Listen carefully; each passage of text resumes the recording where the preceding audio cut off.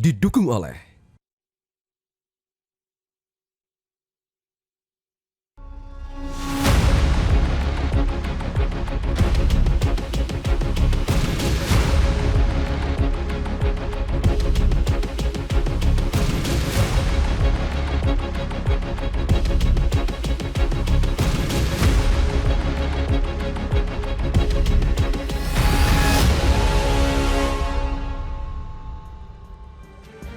Pemirsa, dalam sorotan kali ini kami menghadirkan topik berkenaan dengan kekerasan seksual yang masih terjadi di lingkungan pendidikan.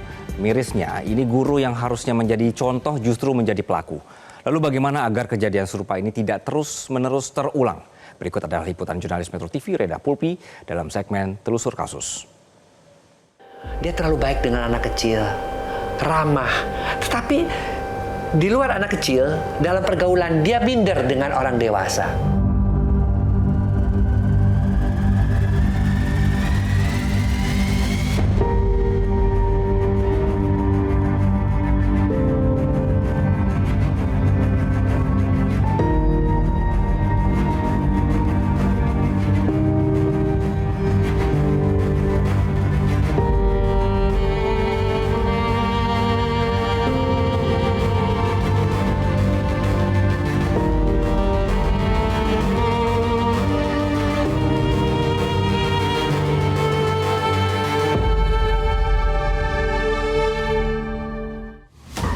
Pemirsa, akhir-akhir ini makin banyak kasus kekerasan seksual yang dilakukan oleh guru terhadap muridnya, baik di sekolah formal maupun sekolah informal, seperti yang bisa Anda lihat di samping saya.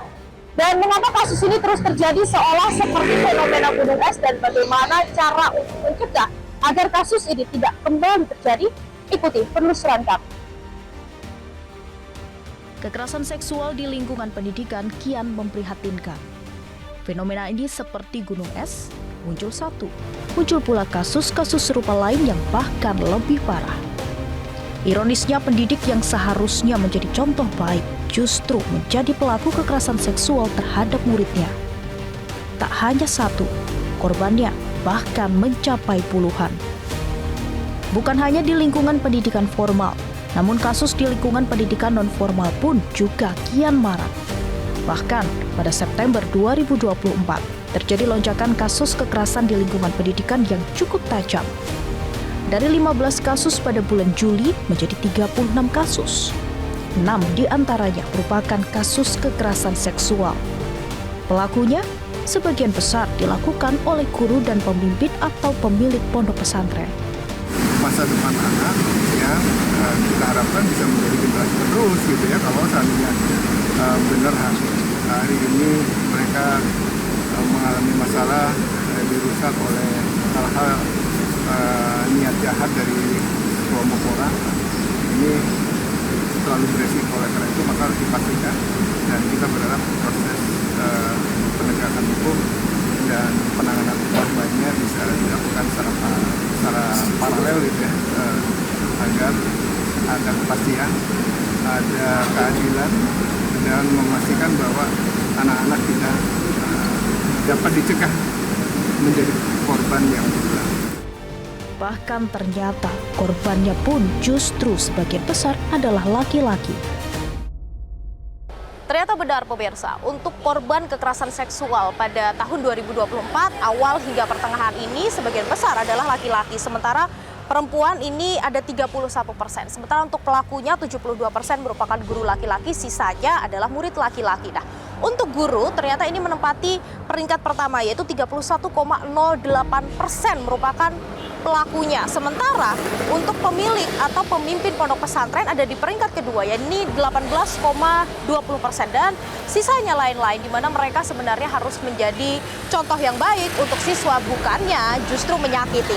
Kemudian untuk tempat kejadian kekerasan seksual di lingkungan pendidikan, untuk SMP, MTS atau Ponpes ini ternyata ada di angka 62,5%, atau paling banyak yang kemudian diikuti ada di jenjang SD atau MI dan juga satuan pendidikan di bawah kewenangan Kemenak.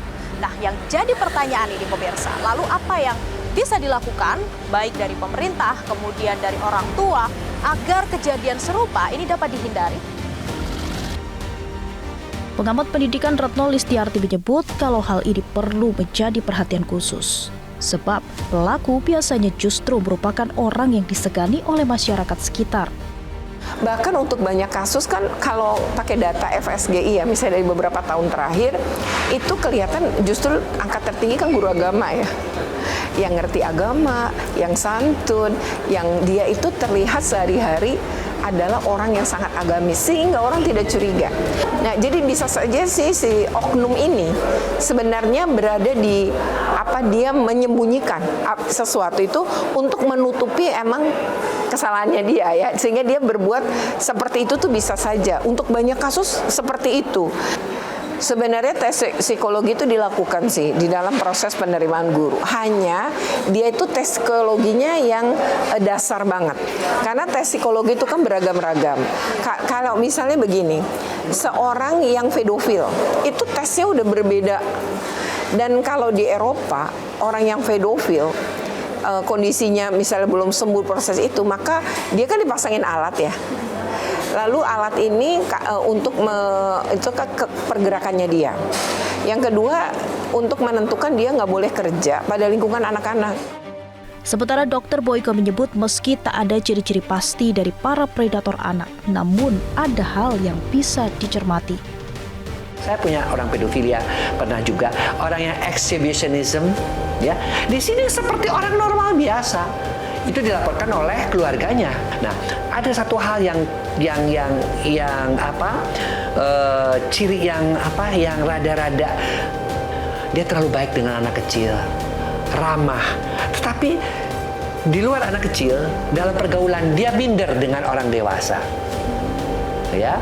Kemudian seringkali dia menjadi orang yang penyendiri. Yang bisa kita lakukan adalah kita memberikan pendidikan seks kepada anak-anak yang akan masuk pesantren, akan masuk TK, akan masuk SD. Bahwa di lingkungan kalian itu tidak aman-aman saja. Misalnya pertama, tolong kalau ada orang-orang yang berusaha memegang bagian-bagian tubuh kamu tidak boleh. Kalau ada yang menawarkan sesuatu kepada kamu, permen kah, atau kamu diajak nonton, dikasih benda-benda seperti boneka, atau yang laki-laki misalnya mobil-mobilan atau apa, hati-hati. Fenomena gunung es kasus kekerasan seksual tidak hanya menjadi perhatian pihak sekolah, orang tua, namun juga pemerintah. Bagaimana caranya untuk menekan agar kasus itu tidak terus-terusan terjadi? Kalau menurut Anda pemirsa, bagaimana cara yang paling efektif untuk mencegah agar tidak terus-menerus terjadi kasus kekerasan seksual di lingkungan sekolah, baik formal maupun informal? Dari Jakarta, Tim Liputan. Jelajahi cara baru mendapatkan informasi. Download Metro TV Extend sekarang.